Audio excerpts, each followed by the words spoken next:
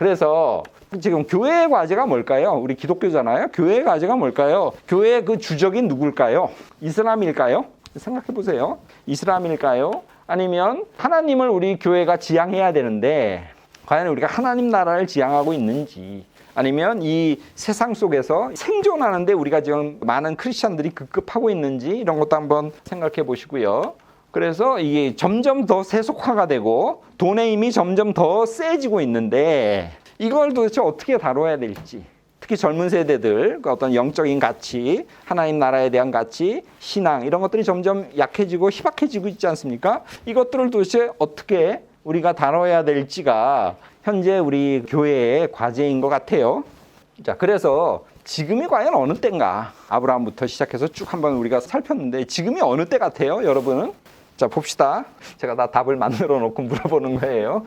일단 고대죠. 옛날 고대. 그 다음에 이제 중세죠. 그 다음에 이제 근대겠죠. 그 다음에 이제 현대죠. 근데 코로나 이후로 이제 현대가 끝났다고 저는 생각해요. 그냥 나 혼자 생각하는 거예요. 이 현대라고 하는 이 시대 구분이 끝났고 다음에 뭐가 올 텐데 그게 뭔지는 지금 아무도 오고 있는 중이니까, 그리고 그 실체가 아직은 분명하지 않기 때문에 어떤 뭐가 지금 오고 있다. 그러니까 이미 시대 구분에서 고대, 중세, 근대, 현대가 끝나고 포스트 코로나 시대로 넘어가고 있다고 저는 생각해요. 그래서 자, 로마 멸망이 있어요. 이 고대에서 중세로 넘어갈 때 중요했던 하나의 분기점 역할을 했던 게 로마의 멸망입니다. 서로마의 멸망이고요. 중세에서 근대로 넘어갈 때 이게 르네상스, 왕권 국가가 생기면서 중세가 무너지죠. 그 전까지는 이제 영주가 다스렸는데 강력한 국가, 그리고 왕권, 절대 왕정, 이런 것들이 이제 생깁니다. 뭐 루이 14세 짐이 곧 국가다, 뭐 이런 말을 하죠. 자, 그리고 이제 그 다음은 근대에서 현대로 넘어간 저는 1차 세계대전이라고 봐요. 1차 세계대전이라고 보고, 그 다음에 현대에서 그 다음 세계로 넘어간 저는 코로나라고 봐요. 제가 한 거예요. 여기까지는 다 맞는데 이제 여기서부터는 제가 그냥 소설을 쓰는 겁니다. 그러니까 너무 심각하게 받을 필요는 없고 저는 이렇다고 봐요. 자, 그래서 각 시대마다 이 교회가 굉장히 중요한 사상이라든가 이 속에서 교회가 어때야 될지를 고민했던 가장 대표적인 그런 분들이 있거든요. 저는 그래서 고대에서 중세로 넘어갈 때 신학적인 그리고 교회의 사상의 기초를 튼튼히 한 분이 저는 어거스틴이라고 봐요. 아우구스티누스라고 보고, 그 다음에 이제 중세에서 근대로 넘어갈 때 이제 루터겠죠. 루터나 칼빈. 그러면서 이제 중세 교황을 무너뜨리고 개신교를 만들었죠. 그리고 이제 근대에서 현대로 넘어갈 때 가장 중요한 역할을 한 사람은 신학자인데 저는 칼바르트라고 봐요. 칼바르트가 이제 이 역할을 했고, 자, 그러면 여기서는 이제 누가 역할을 해야 될까요? 저는 우리라고 봐요. 여기 있는 사람 몇 명 안 되는데 지금 새로운 시대로 넘어가고 있다고 저는 생각해요. 나름대로 교회가 중요한 사람들이, 그리고 이 사람 혼자가 아니잖아요. 그 사람 배후에 많은 믿는 신앙인들이 있었죠. 이분들이 글을 쓸 때 그 글을 읽고 고개를 끄덕거리고 이분들이 설교할 때 맞다고 박수를 치고 호응하는 사람들이 있었으니까 이분들이 큰 일들을 한 거 아닙니까? 루터가 자기 혼자 아무리 말을 하면 뭐합니까? 사람들이 그걸 따르지 않으면, 호응해주지 않으면, 심지어는 영주까지도 루터가 옳다고 보고 보호했지 않습니까? 영주가 보호하지 않으면 교황이 파문 내리면 그냥 죽는 거죠, 그죠? 파문 내리면 그 사람은 죽여도 상관이 없는 거예요. 그런데 프레드리히 그 영주가 보호해줬잖아요. 그렇기 때문에 루터가 살 수 있는 거죠. 그러니까 심지어는 영주조차 맞다고 하면서 호응해주고 적극적으로 나서서 옹호하고 보호하니까 루터가 살았지. 이 한 사람 배후에는 많은 동조하고 동의하고 적극적으로 후원해줬던 많은 사람들이 있죠. 자, 다음 세대로 지금 넘어가고 있다고 저는 생각하는데, 일단 제가 할 수 있는 게 여러분밖에 없으니까 여러분들이라고 저는 여기다 적어놨습니다. 자, 아까 제가 노란색으로 하면서 세속화, 근대 사회의 그 형성에 대한 이야기를 했지 않습니까? 근대화, 세속화, 이것은 피할 수 없어요. 그러니까 중세의 교황이 무조건 옳다라든가 이런 그 교리적인 맹신, 이건 중세적이죠. 그리고 또 근대가 되면서 인간의 이성을 절대화하죠. 인간이 똑똑해서 이젠 더 이상 신은 없다, 뭐 신은 죽었다, 이러지 않습니까? 그래서 이성을 절대화하는 그 무신론적인 이런 것도 위험하죠. 그 교리적인 맹신도 위험하고요. 이성을 절대화하는 것도 모두 문제죠. 그래서 이성을 도구로 사용하는 인간, 그게 이제 계몽주의지 않습니까? 난 컸다는 거죠. 더 이상 종교라고 하는 후원자가 나한테는 필요 없다. 아니면 난 이제 똥오줌을 가리니까 종교라고 하는 기저귀를 난 찰 필요가 없다가 가면서 이제 버려버리죠. 하나님을 버려버리죠. 그게 계몽주의죠. 난 어른이 됐어. 난 이제 성년이야. 그러니까 나 부모 말 들을 필요 없어. 라고 하면서 내가 잘났어. 라고 하면서 내가 이 세상을 다 경영하고 이 지혜와 이성을 쓰면 이 세상에 유토피아가 와. 이러는 게 이제 계몽주의 아닙니까? 이제 성인이 되어서 종교라고 하는 후견인을 더 이상 필요로 하지 않는 그게 이제 근대화의 시작이죠. 점점 사람들은 이제 종교가 필요 없다. 하나님이 필요 없다. 우리가 무슨 사회보장제도라든가 뭐 이런 걸로 의료보험이나 이런 걸로 다 커버가 된다고 생각하죠. 그러면서 이제 신앙을 버리죠. 그런데 이랬던 그 혹독한 대가를 치르는 게 1차 세계대전, 2차 세계대전이죠. 칼바르트가 이걸 아주 신랄하게 그렇게 얘기를 하죠. 근대화 과정에서 인류는 2차례 세계대전이나 냉전 등 많은 고통을 겪었고요. 오늘날 이 포스트 모던 아니면 코로나 이후에 그리고 이제 코로나 이전에도 포스트 모던이라는 말은 많이 나왔죠. 이 속에서 현대인들은 삶의 의미를 잊어버리고 어떤 찰나적인 것 아니면 탐욕이라든가 이런 것에 이제 사로잡혀서 이리저리 방황하고 있는 그런 상황입니다. 저는 코로나19는 이 현대 문명의 한계, 끝을 보여주는 사건이라고 저는 생각을 해요. 저 혼자만 이러는 게 아니라 많은 사람들이 이렇게 이야기를 합니다. 자, 그 속에서 이번 주 기사인데 유럽에서 코로나가 더 많이 지금 확산되고 있으니까 이제 통제를 하지 않습니까? 봉쇄를 하니까 많은 사람들이 막 데모를 하죠. 봉쇄하지 말라고. 이런 상황이 지금 유럽에서 일어나고 있고, 이건 오늘 기사인데 남아프리카 공화국에서 새로운 변이 바이러스가 또 지금 일어나고 있다는 거죠. 근데 이제 우리는 이제 위드 코로나로 지금 가고 있죠. 그리고 초중고도 지금 다 100% 지금 등교를 시키고 있지 않습니까? 그래서 이 코로나가 끝났으면 좋겠는데 우리는 이제 70% 80% 예방접종을 맞았으니까 이게 끝날 거라고 생각하고 기대하고 있는데 쉽게 끝날 것 같지 않다는 그런 좀 불길한 예감이 들어서 지금 좀 그렇죠. 자, 이 르네상스, 근대 과학, 철학, 계몽주의, 프랑스 혁명 이러면서 인간이 성인이 되어버렸어요. 그리고 이제 세속화의 길, 세속주의가 인간의 어떤 삶 속에 점점 들어오고 있고, 그래서 과거의 권위 이런 것들 다 거부하죠. 근데 그 권위 중에 하나가 신앙적인 거, 영적인 거죠. 그런 것까지 이제 거부하는 그런 상황 속에서 우리 교회는 살 수밖에 없는 그런 입장입니다. 자, 그래서 이 세속화 속에서 어떻게 살아야 될까? 지금 요 얘기는 저 한스 퀵의 이슬람 이 페이지 이하에서 제가 많이 참고를 했습니다. 헤아려서 성경의 내용을 받아들여서 이걸 좀 이 현실 속에 잘 적용해야 될 것 같다는 생각을 해봐요. 그러지 않고 그냥 막무가내식으로 그거를 그냥 받아가지고 그냥 적용하는, 그래서 이제 맹종하려는 태도도 문제인 것 같고요. 물론 성경은 하나님의 말씀이고 하나님의 감동으로 된 거죠. 디모데후서 3장 16절에 있죠. 그래서 오류가 없는 거예요. 감동으로 된 것이기 때문에. 그러나 감동으로 돼서 오류가 없지만 그 의미가 기계적 영감서를 말하는 건 아니에요. 그러니까 인간은 몸만 빌린 거고 성령이 임해가지고 타론적인 상태에서 푹 적은 이런 건 아니죠. 하나님께서 성서 저자를 들어서 그의 지식과 그의 생각들을 충분히 고려하면서 글을 도구로 쓴 거지 그 기계적 영감서는 아닙니다. 그러니까 성경은 성령의 감동으로 된 거가 맞고 그래서 오류가 없어요. 그러나 그것이 기계적 영감서를 뜻하는 건 아니라는 것 하나 보시고요. 그리고 당시의 세계상을 도구로 이용해서 인간이 기록했죠. 누가복음 1장 1절에서 4절에 보면 누가가 데오빌로 각하를 생각하면서 처음부터 미루어 자세히 살핀 나도 데오빌로 각하의 신앙을 더욱더 돈독하게 하게 하려고 내가 이제 이 누가복음을 쓴다 그래요. 거기서 보면 이미 우리 가운데 일어난 사건에 대해서 말씀에 일꾼된 자들과 증인된 자들이 그것을 전했고 전해든 것을 들어서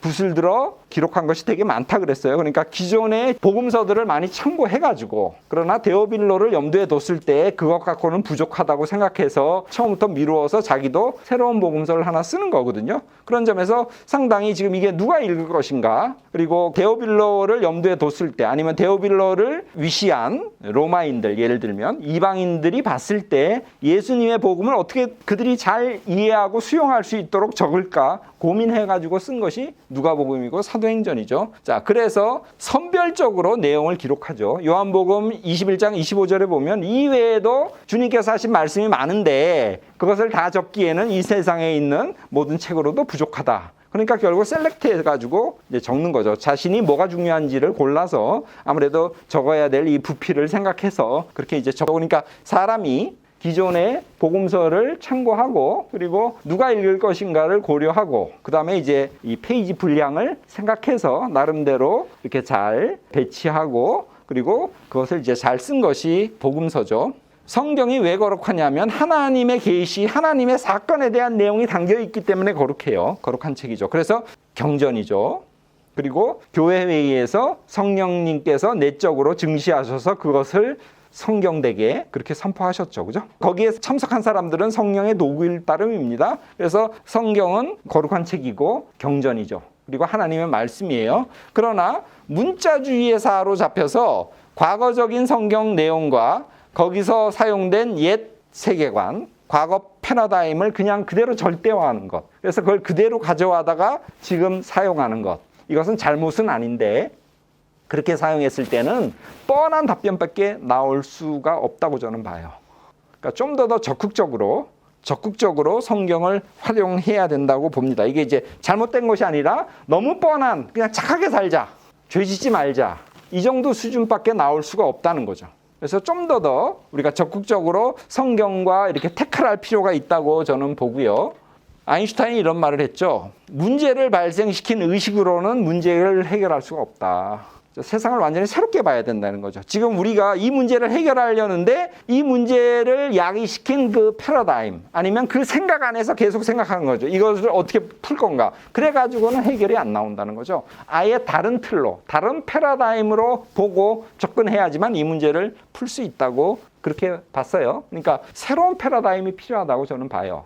현대에서 포스트 코로나 시대로 지금 넘어갔다는 그런 입장에서 봤을 때 새로운 패러다임이 필요하다고 보고요. 그래서 올바른 성경관이 중요하다고 봐요. 과거처럼 세상을 우리 교권이 교회로 권력으로 지배할 수 없잖아요. 이미 세상은 우리 스라를 떠났어요.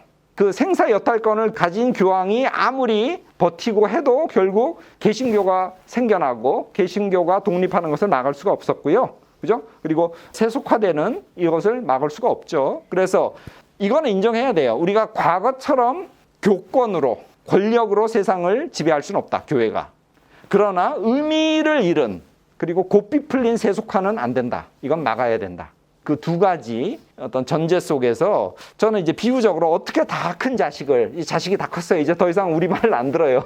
옛날에 어비 무셔 그러면 이제 나가지 마 그런 말 들었는데 이제는 지가 컸다고 말을 안 들어요. 그래서 다 큰 자식, 그러니까 다른 말로 하면 세속 문명에 포섭된 아니면 세속 문명에 익숙화된 그 현대인들을 어떻게 하면 이 녀석과 관계를 계속 유지하느냐. 의절하지 않고 계속 좋은 관계를 맺으면서 교회가 선한 영향력을 계속 그 머리가 다 큰 30살 먹은 이 자식한테 좋은 어떤 영향력을 계속 미칠 수 있을 것인가. 이게 지금 오늘날의 교회가 해야 될 일이라고 보고요.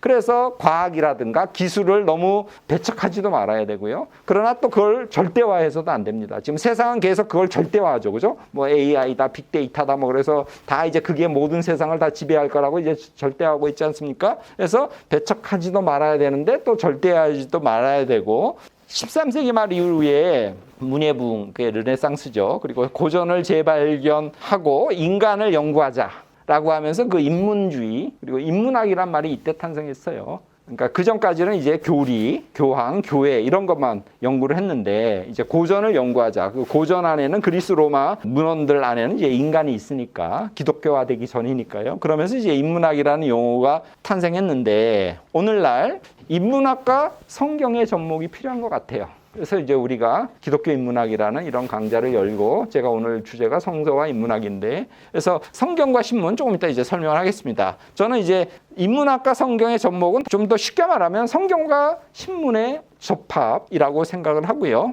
그래서 기본에 충실하되 성경이죠. 성경이라고 하는 기본에 충실하되 유연함도 지금 필요하다, 교회는. 그래서 위기 속에서 새로운 패러다임이 지금 필요하기 때문에 유연할 필요도 있다고 보고요. 그래서 도구마에 매몰되거나 아니면 근본주의적인 신앙에 휘둘려서도 안 되고 그래서 이제 고린도후서 3장에 보면 바울이 문자와 영을 대비시켜요. 그래서 유대인들은 지금 문자주의에 함몰되어 있다는 거죠. 근데 우리는 예수 그리스도, 그리고 그리스도는 영이시고, 그래서 영이 있는 곳에 자유함이 있다 그러면서 구약을 해석할 때 우리는 그리스도라고 하는 영해를 해야 된다. 그리스도적 관점에서 구약을 바라봐야 된다. 그래야지만 구약이 올바르게 이해될 수 있다. 지금 유대인은 모세가 시내산에 올라가서 광채가 나가지고 얼굴에 두건을 썼잖아요. 그런 것처럼 지금 유대인들의 눈에도 콩깍지가 씌어 있다. 그래서 그들이 지금 아무리 성경을 읽어도 제대로 성경을 이해할 수 없다. 그러면서 그 두건은 누구에 의해서 벗겨진다? 예수 그리스도에 의해서 벗겨진다. 그러니까 기독론적 관점에서, 예수 그리스도의 관점에서 구약을 읽어야지만 비로소 구약을 제대로 이해할 수 있다고 그렇게 말씀했거든요. 그래서 문자는 사람을 죽이고, 문자는 죽이는 것이고 영은 살리는 것이다, 이런 얘기를 해요. 그렇기 때문에 그런 바울의 정신을 가지고 문자에 함몰되지 않고 예수 그리스도라고 하는 영적인 관점으로 우리가 성경을 제대로 지금 이해할 필요가 있는 것 같아요. 그래서 성서와 인문학이란 결국 뭐냐? 한 손에는 또 다른 손에는 뭐 이런 말을 했죠. 칼빈이 보통 이 말을 했다 그러죠. 그 한 손에는 성경을, 다른 손에는 신문을. 근데 이게 제가 찾아보니까 칼빈이 그렇게 말했다고 하는 말을 저도 많이 들었는데 직접적으로 이렇게 자료를 찾을 수가 없더라고요. 근데 이분은 확실하게 말했어요. 칼바르트라는 사람이 한 손에는 성경을, 다른 손에는 신문을. 이게 그 성서 인문학이 아닌가 싶어요. 그래서 한쪽에는 성경을, 한쪽에는 신문을 이렇게 드는, 그래서 말씀과 그리고 이 세상, 이것을 어떻게 우리가 잘 조화시킬지가 기독교적 인문학의 목표일 것 같고요. 궁극적으로 우리가 지향해야 될 바인 것 같습니다. 그래서 구약을 새롭게 올바르게 이해해서 결국 기독교가 출발하는 거거든요. 예수님이 그랬고 바울이 그랬죠. 그리고 이제 문자 전통에 얽매이지 않고 성서의 근본 정신을 발견한 게 종교개혁이죠. 종교개혁이고요. 그 다음에 오늘날은 서구 중심의 근대 문명에서 탈근대, 이제 포스트 모던, 더 나아가서는 이제 포스트 코로나 이후의 시대로 지금 돌입하고 있습니다. 그리고 경제 위기, 빅데이터, 인공지능, 그리고 더 이상 인간이 필요하지 않는 모든 것들이 다 자동화되고 AI가 모든 것들을 다 대신하는 그런 사회. 그래서 이제 인간이 소중하지가 않아요.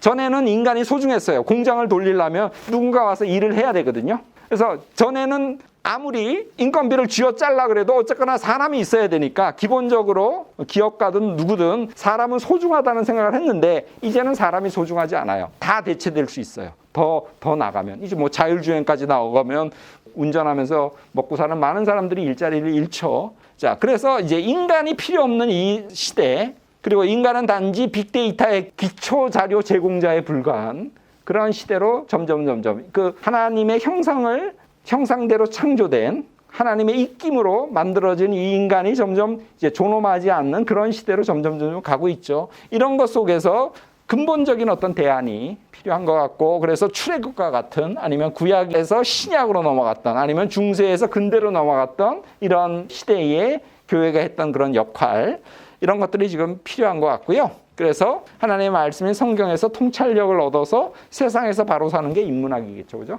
이것이 이제 기독교적 인문학, 성서와 인문학에 나가야 될 바인 것 같습니다. 예, 수고했습니다. 이것으로 마치겠습니다.